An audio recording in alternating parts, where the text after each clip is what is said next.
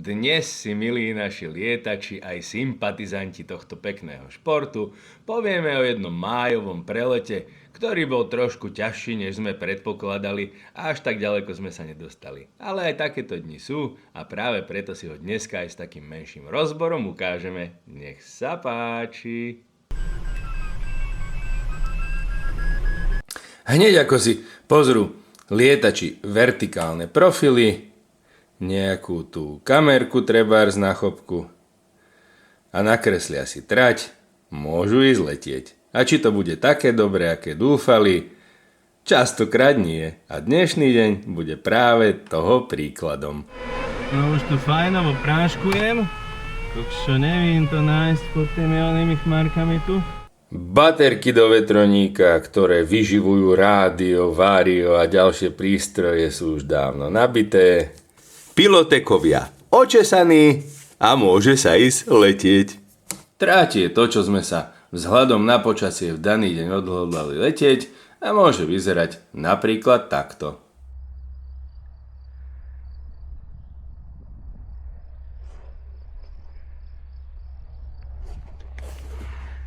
Na štarte už máme všetky vetronie, najdôležitejšie je nikoho nepredbehnúť, lebo to by mohli nastať mrchačasy.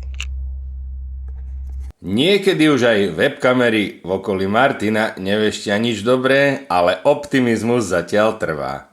Či vydrží aj na trati, to uvidíme už o chvíľočku. No a tak vegetujeme a čakáme v kabíne pred štartom, lebo máme len jednu vlečnú a vetroníkov je tu habakuky.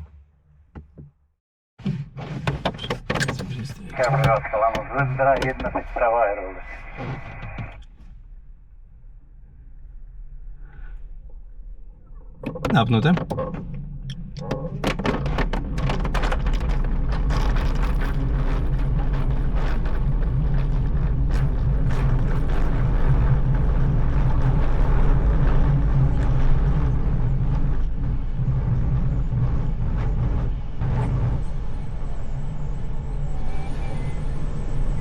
No a letíme za Foxíkom.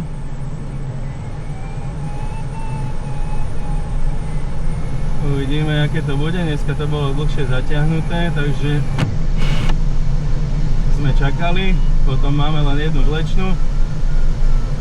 Museli sme sa dostať na rad všetci. Takže je až trošku, až nejaká koľkej? Pol druhej skoro. No, uvidíme. Je pozdě na nejaký dlhší prelet. Asi. Uvidíme, aké to bude, ale vyzerá, že už to ožíva nad Zavarčákom nejaké chmárky. Tam letíme s vlečnou. Dostávame sa pod tie chmárky, snáď zaberú. A budem sa môcť vypnúť z vleku. Opa, vlečnú už trápe hore. Opa, cítime. A tu to bude jadierko. Ďakujem, vypnuté. Ťahujem podvozok. Teraz to už len dohľadávať. No a už pred štartovou páskou po vypnutí máme stúpačík. Celkom je akože v pohode. Zatiaľ 1100 metrov morských. Stúpa to cez 2 metre.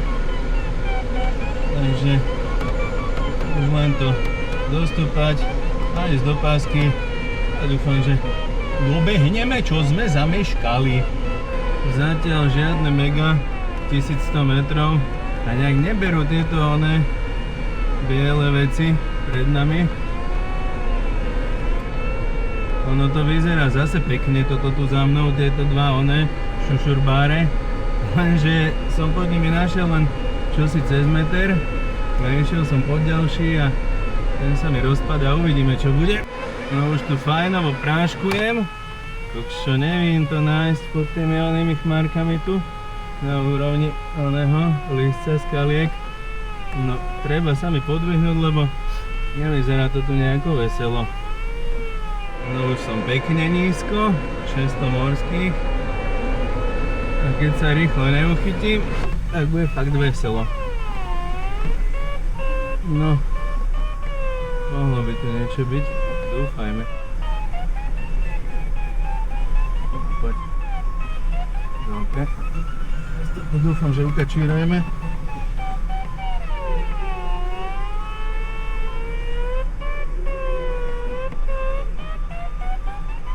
Teraz hlavne začať stúpať na celom kruhu. Že by? A rýchlo si držať. Opa. Ešte ho nemám ucentrovaný. No a samozrejme, demotivátory hlasia, že už sú ďaleko. A ja som tuto v Čávese.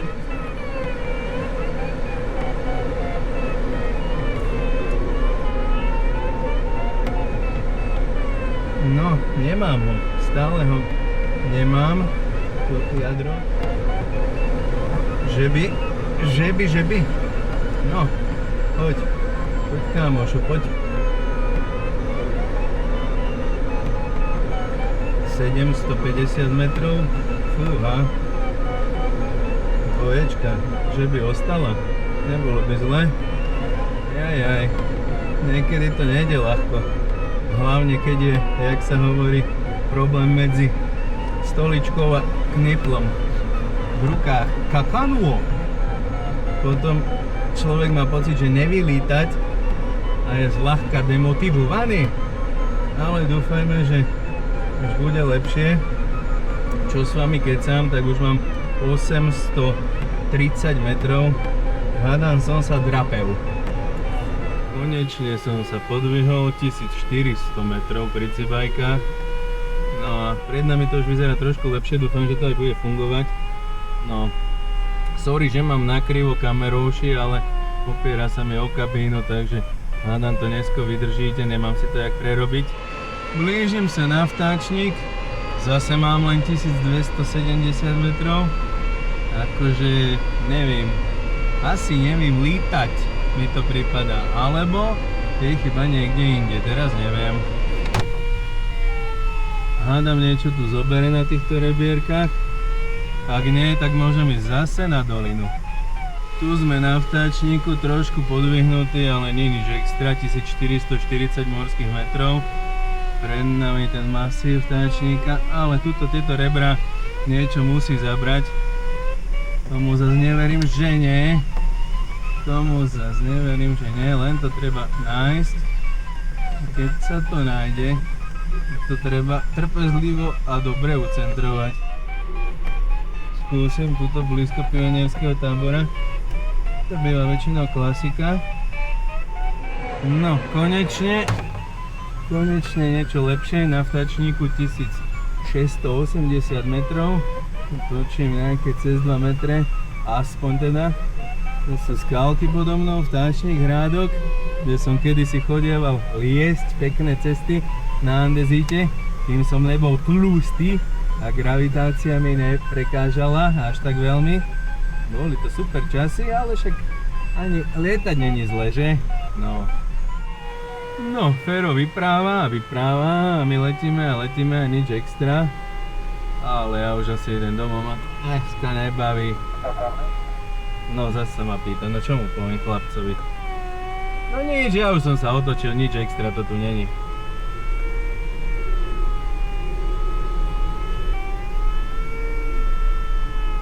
Áno, však toto keď mu vidíte predo mnou tieto čerňáky, tak si musíte povedať úplný mantoš. Toto máme tento skalnatý kopec Buchlov, teda není sme bohli jak nad ním vysoko, ako vidíte, vážení diváci. No a keď mi ten nedá, tak už potom zase musím ísť na dolinu hľadať. Aj ty kokšo.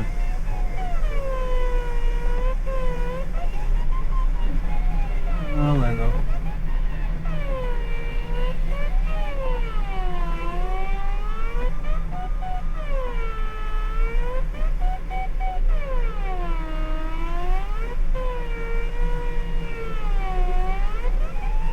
No čo? Bude dať, či nebude?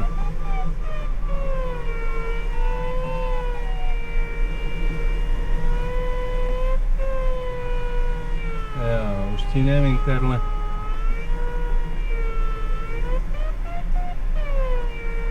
Ty brďo, kde? Kde? Tu niečo bude. Ja. No v 1100 metroch tuto nad kopcami sa zase drápem. Toto bude lepšie nad touto skalou, hop. Ale bude asi treba na užšie točiť.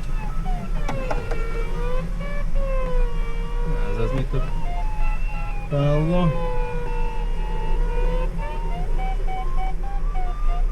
Tak ale pokým v celkovom výsledku máme stúpanie a už sa na nič nehráme pretekárske ani náhodou, tak to ešte stále nie je až také zlé.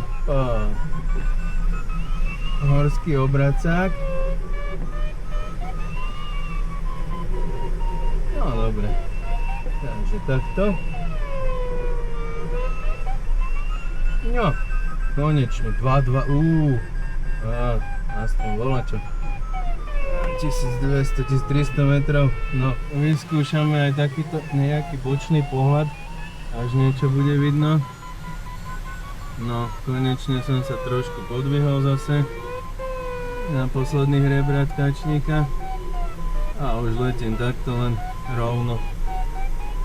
A však tuto to aj je teraz, no, ja neviem, nejaký som dneska divný.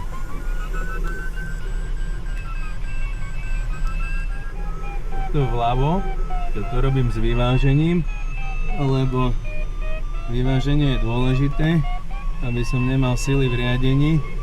Samozrejme, keď je človek tlustý, tak musí mať v Pegase vyváženie pri točení skoro úplne dozadu. A aj tak neurobí zase nejaké úplne ostroty. Asi partizánsky twin došiel podo mňa.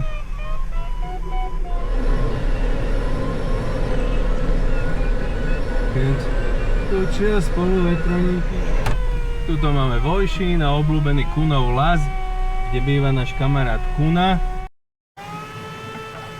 No a tu sme nad Lehotou nad Kuním lazom. Otočíme si to.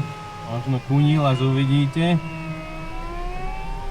No a pekne toto máme, čo by nie. Trošku lepšie, čo sa týka výšky 1500 metrov. No to, čo je za mnou, to nasvetlené, aj keď to zďaleka nebere, všade vyzerá celkom dobre. Ale to, čo je predo mnou, to sú jak také vetché uteráky z práčovne. To si práve pozrieme teraz otočením kamerečky. Toto tu sa mi nelúbi.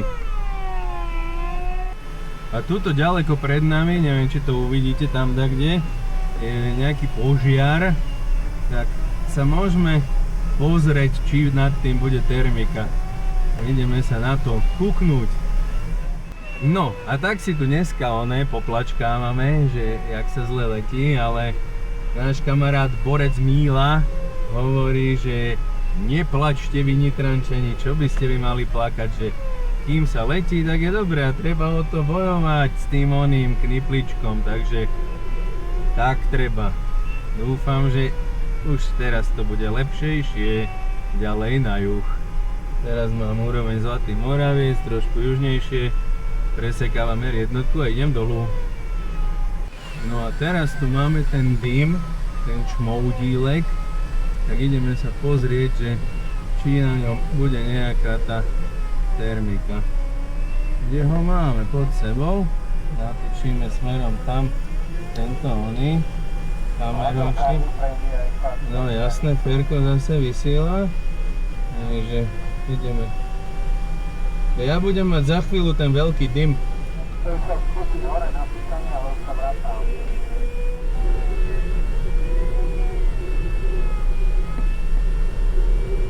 Asi nefunguje ten dym. Zvláštne, ale... No toto už je smer Nitra. No a som preletel nad letiskom a nad Chrankou sa otočím a pôjdem rovno na finále 1.5 Gapronu a mne osobne stačilo, neviem, Nemal som až taký dobrý pocit z toho dneska. Asi som už nešikovný.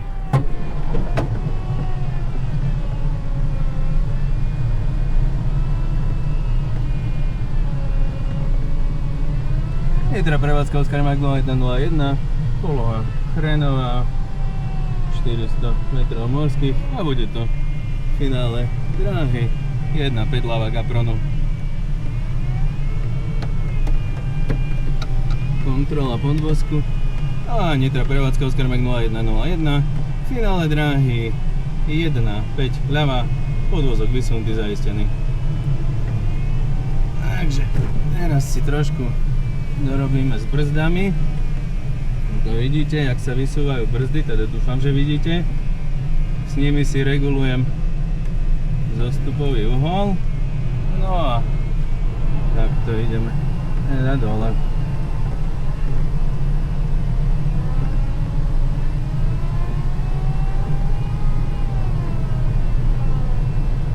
Treba si udržiavať konštantnú rýchlosť a mať zostupový uhol taký viac menej v pohode. Ja si zvyknem ešte raz kontrolovať podvozok, lebo nikdy není dosť krát. Nitra prevádzka Oskar Mag 0101, krátke finále dráhy 1.5 ľava. Takže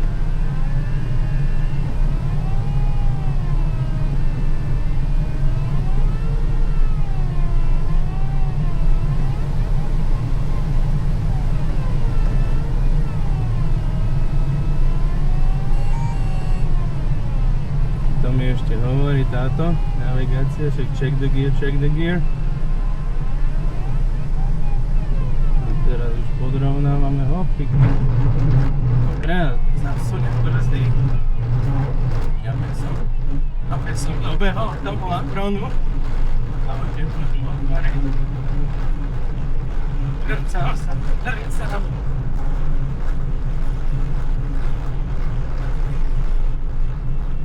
Potom to ráno to povrchu dojde, tak to fajn, oh yeah, dig more, dig, oh yeah.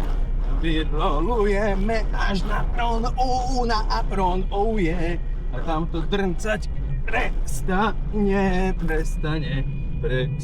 hop. A krídlo dáme na trávu, aby sme si neošúchali koncový oblúk. Nitra prevádzka Oskar Mag 0101 po pristáti. Dráhu uvoľnil na Apron.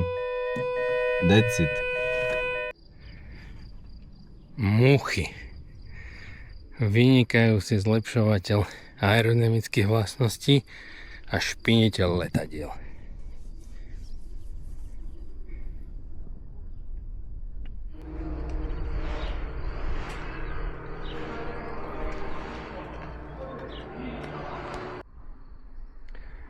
A tak sme všetko schovali do traňákov, zahangárovali. Slniečko ide pomaly zapadnúť. A my na nádhernej, červenej jazdnej jednotke ideme do Chávesu. Haj.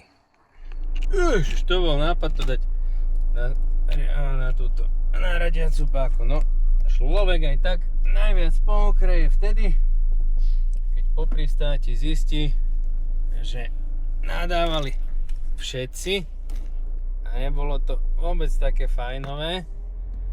A keď človek zistí, že viacerí nevedia lietať, nielen on sám, tak si povedia fajnovo. Tak si povie fajnovo. Není som len ja ten Nemtoš. Takže samozrejme o Pegásku si povieme na budúce viacej. Dneska som nestihol. A takýto pekný západ slnka máme už až po 8. To nás baví táto časť roka. Zlatá hodinka končí. Všetko je fajn, doma sme. Ani role neboli, aj keď k tomu nebolo úplne ďaleko. No a samozrejme, niektorí borci šikovní s dlhými bydlami boli aj ďaleko. Až na samotnej Kráľovke, ale tiež boli zo párkrát nízko. No a my klubovka sme sa trápili väčšmi.